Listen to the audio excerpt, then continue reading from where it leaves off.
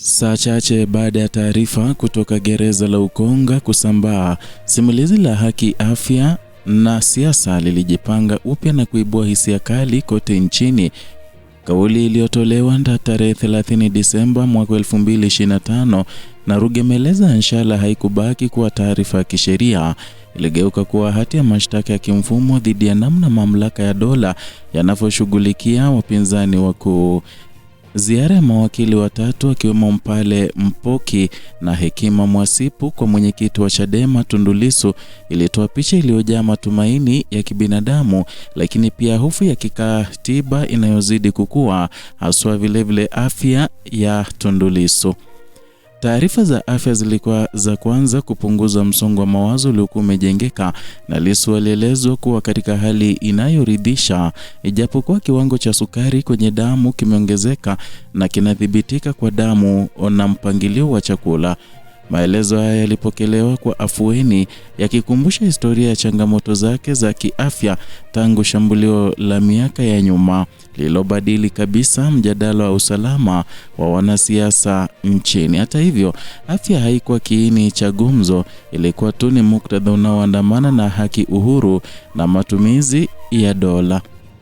Kilichofuata kilibeba uzito mkubwa zaidi, kwamba Lissu alipokea barua rasmi kutoka kwa naibu msajili wa mahakama kuu kimjulisha kuwa kesi yake itapangwa kwa kikao maalum. Ilitokea wakati mahakama kuu ikiwa kwenye likizo hadi 31 Januari. Mchanganyiko wa barua, likizo na ukimya wa ratiba ulizidisha mashaka ya umma kuhusu uharaka wa nia ya mchakato wa haki.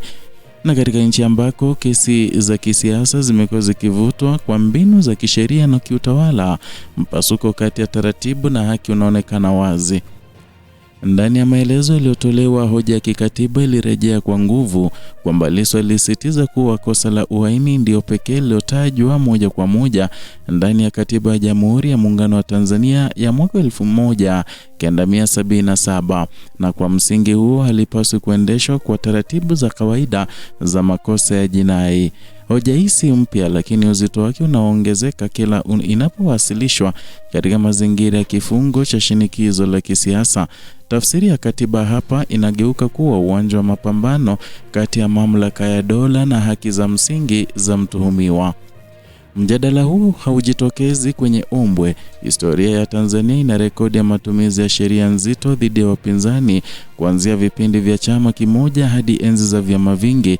Mabadiliko ya sheria, ikiwemo sheria za makosa ya mtandao na kanuni za mikusanyiko, yamepanua uwezo wa dola kudhibiti sauti mbadala, na kesi zenye mashtaka mazito ya kisiasa zimekuwa zikitumika kama kizuizi cha shughuli za kisiasa, zikisababisha athari za muda mrefu kwa ushindani wa kidemokrasia.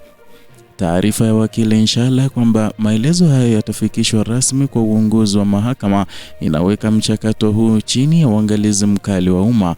Na katika mazingira ya sasa, uangalizi huo hauishii kwa wanasheria na wanasiasa pekee, unahusisha mashirika ya haki za binadamu, wanahabari huru na wadau wa kikanda.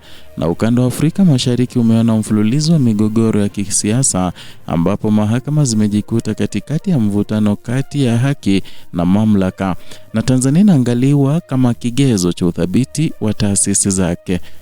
Chanzo cha taarifa kupitia ukurasa wa X wa wakili Nshala kilichochea kasi ya mjadala mtandaoni.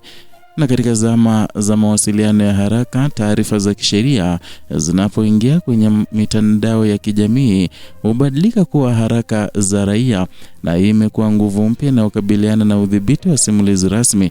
Serikali inapojaribu kudhibiti ajenda kupitia vyombo vya habari vya kawaida, mitandao imekuwa njia mbadala ya kueneza taarifa isiyo na msimamo wa kisiasa. Kauli ya Lissu kwamba watu wawe imara na wasikate tamaa, ikihitimishwa na tamko atarudi na kuwa nasi, ilibeba mzigo wa kihisia na kisiasa. Kauli hii ilitafsiriwa kama uthibitisho wa uthabiti binafsi, lakini pia kama changamoto kwa mfumo unaotegemea hofu na uchovu wa raia. Katika historia ya harakati za kisiasa, kauli za aina hii zimekuwa zikichochea matumaini, lakini pia zimekuwa zikifuatwa na hatua kali za dola. Hapa ndipo hatima ya maneno inapopimwa kwa vitendo. Kwa upande wa kimataifa, mazingira ya haki nchini Tanzania yamekuwa yakiripotiwa mara kwa mara na mashirika ya haki za binadamu yakihusisha masuala ya kukamatwa kwa wapinzani, uhuru wa kujieleza na uhuru wa mikusanyiko. Washirika wa maendeleo wamekuwa wakifunga misaada yao na masharti ya utawala bora, na kesi ya Lissu kwa uzito wake wa kikatiba na kisiasa inaongeza shinikizo la nje na deni ama na la ndani kuhusu uhalali wa mwelekeo wa utawala. Athari za ndani ni pana zaidi, na kesi hii inagusa moja kwa moja imani ya wananchi kwa mahakama kama muhimili huru wa dola. Inagusa haki ya mgombea, chama cha wafuasi wake kushiriki kikamilifu katika siasa bila vitisho vya kisheria.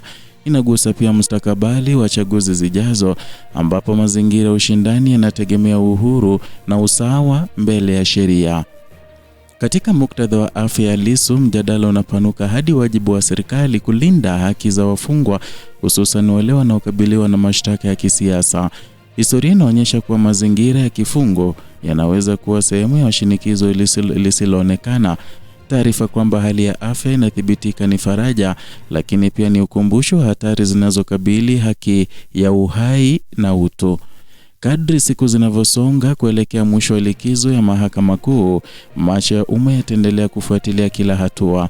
Ratiba, maamuzi ya awali na mienendo ya kiutawala vitatafsiriwa kama ishara ya dhamira ya kweli ya utawala wa sheria.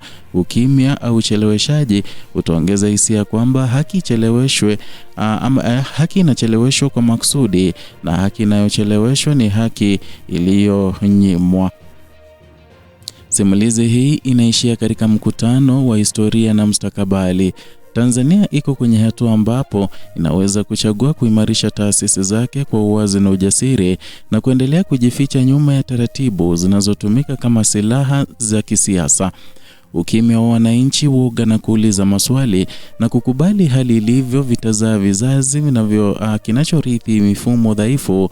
Uthubutu wa kusimama upande wa katiba, haki na uwajibikaji unaweza kuandika ukurasa tofauti, na hatima ya taifa haitategemea kauli moja kutoka gerezani pekee, bali majibu ya mfumo mzima kwa changamoto hiyo. Ndio hayo tuliokuandalia siku ya leo kutoka hapa Kenyascope, channel yako pendwa ambayo inakuletea taarifa hizi pamoja na zingine kwa kina, uchambuzi wa kina bila kupindisha wala kuegemea upande wowote.